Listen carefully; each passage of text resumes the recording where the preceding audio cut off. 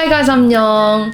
Well, now I want to quickly show you guys a device that I had really a lot of fun with in the springtime.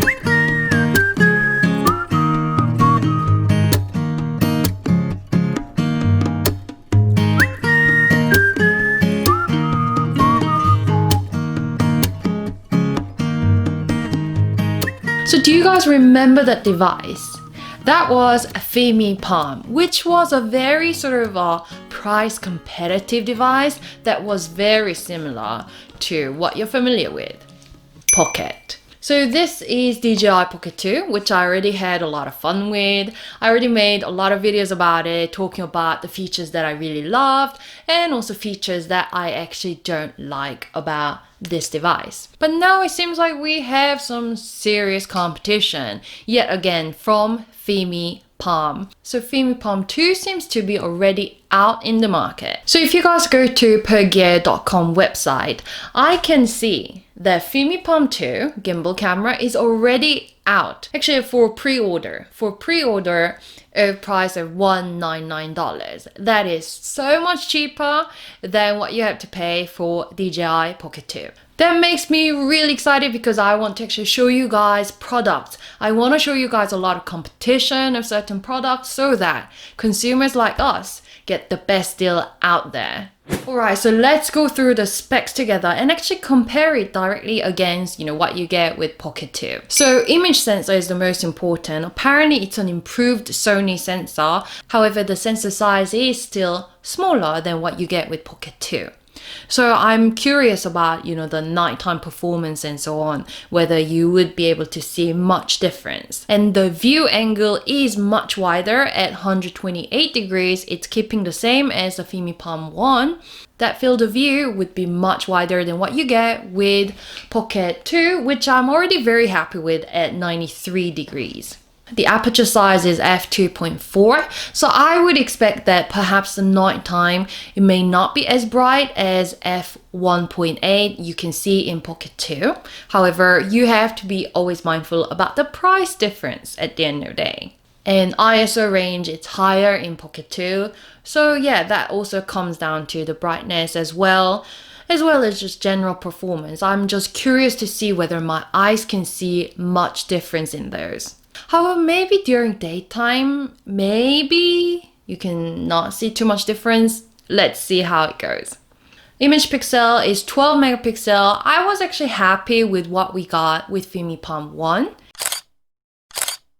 However, yes, with Pocket 2 that I already own, I can enjoy up to 64 megapixels, although I kind of still prefer my mobile phone photo. And for video resolution, they do have 4K up to 30 frames per second, not 60 frames per second, which you can find at 2.7K resolution. But for that price, I think that's handy. And I don't really care too much about the slow motion, whatever, as long as the quality is decent. With mini cameras such as Pocket 2, I was like a little bit disappointed with slow motion. So now let's take a look at some other cool features that you would expect from this camera. First is of course smart tracking. With the first device, I thought tracking was totally fine. And they have this interesting built-in story mode. So does it make all the editing, even filming, a lot easier? I'm really excited to find out about that because a lot of times when you want to then connect back to mobile phone, it gets a bit cumbersome. Let's see what this built-in story mode is all about. And as it's also the 3-axis gimbal camera, you would expect, the panorama shots and also motion time-lapse, hyperlapse, etc. And the design. Now it seems like you can actually put in the audio jack, so you can actually use your lav mic directly onto this without, paying a lot more for it. It all comes in one little device. It keeps the size, nice and small and very neat. That's how I like it. And also Fimi Palm 1 was the first one to actually have this sort of built-in joystick, which I really enjoyed, although that plastic actually came off. However, it seems like they've actually really improved the design, bigger joystick, so it's probably easier on the thumb to control. But let's see. But the very last feature that I want to talk about, the battery capacity. It's really exciting because they've actually put a proper big, fat, juicy battery. The capacity is at, wait for it, 2,600 mAh. That is huge because why? DJI Pocket 2. The capacity is only at 875 mAh. I should just say it softer so that you guys don't hear it, or DJI doesn't hear it. Actually, DJI engineers should hear it. Why the battery life is so small. Okay, I took it to my travel. It's good enough.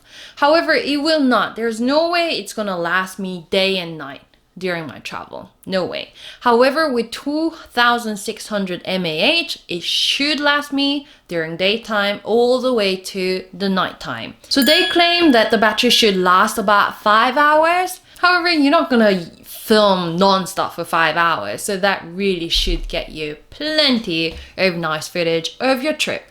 So hopefully I'm gonna get a product to review and show you guys whether all the features work as they should, and also give you a bit of comparison against other competitors. However, if you guys want to check out the specs before I even get the hands on the camera, then please, check out the link down below. Pogear.com already seem like they're taking the pre-order.